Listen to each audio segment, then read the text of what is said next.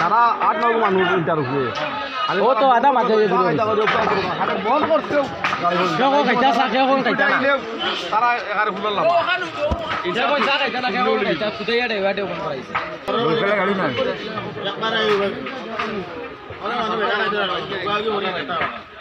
ওখানে করোর ওখানে আটটিছে না না আরো গেল হবা আমি গেঞ্জি লাগাই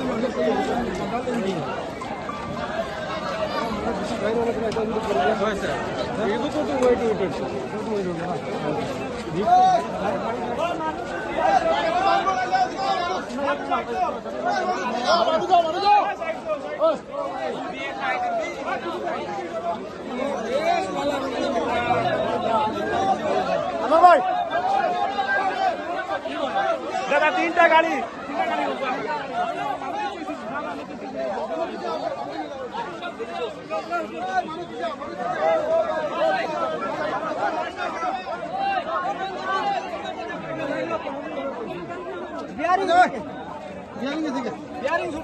আপনারা দয়া করে প্লিজ পিছন দিকে যাও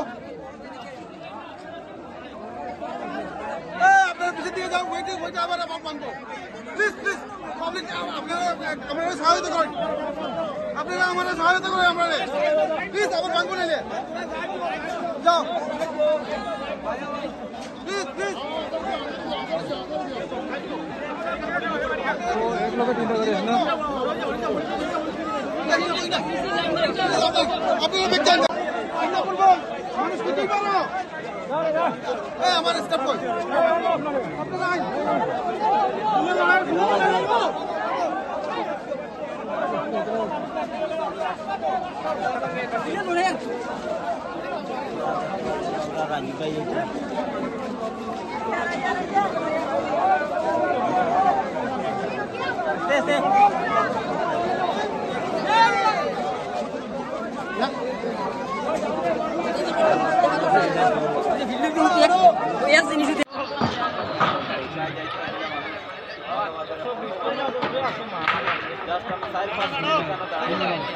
আজকের দিনে দুর্ভাগ্যক্রমে এখানে একটা হেভি লোডেড সিমেন্টের গাড়ি এবং আরও দুটো গাড়ি যেগুলো ট্রিপার পাথর নিয়ে রাস্তার কাজেই যাচ্ছিল হেভি লোডেড সিমেন্টের ট্রাকটা এখানে বিয়ারিং এটা সহ্য করতে পারেনি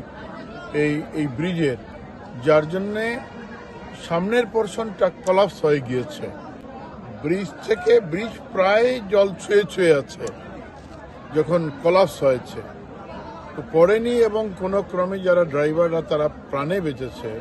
কিন্তু এই অঞ্চলের যোগাযোগ ব্যবস্থা সম্পূর্ণ বিচ্ছিন্ন হয়েছে। এই মুহূর্তে আমরা হাজার হাজার মানুষ আমরা দেখছি যারা এখানে এই দুর্ঘটনা লক্ষ্য করতে এসছেন।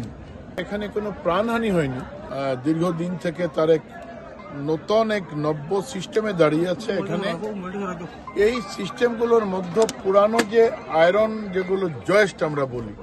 জয়েস্টের মধ্য দিয়ে এই ব্রিজটা হয়েছে, কাজেই জয়েস্টগুলো ক্র্যাপস হয়ে গিয়েছে। আর যেহেতু সামনের পোর্শনটা কলাপস হয়েছে, তার উপরের যে স্ট্রাকচারগুলো আছে তার অ্যালাইনমেন্ট চেঞ্জ হয়েছে। চেঞ্জ হওয়ার সঙ্গে সঙ্গে যে কোনো সময় উপর থেকে এই আয়রন পিলারগুলো খসে আসতে পারে। কাজে এই ক্ষেত্রে সবাইকে আমিও অনুরোধ করব, পুলিশ প্রশাসনকে বলবো সবাইকে বলার জন্যে, যেহেতু এটা পিডাব্লিউডির রোড, বাকিটা পিডাব্লিউডি বিভাগের সঙ্গে আমি এই মুহূর্তে গিয়েই বাড়ির থেকেই কথা বলবো এবং আশা করি ডক্টর হেমন্ত বিশ্ব শর্মা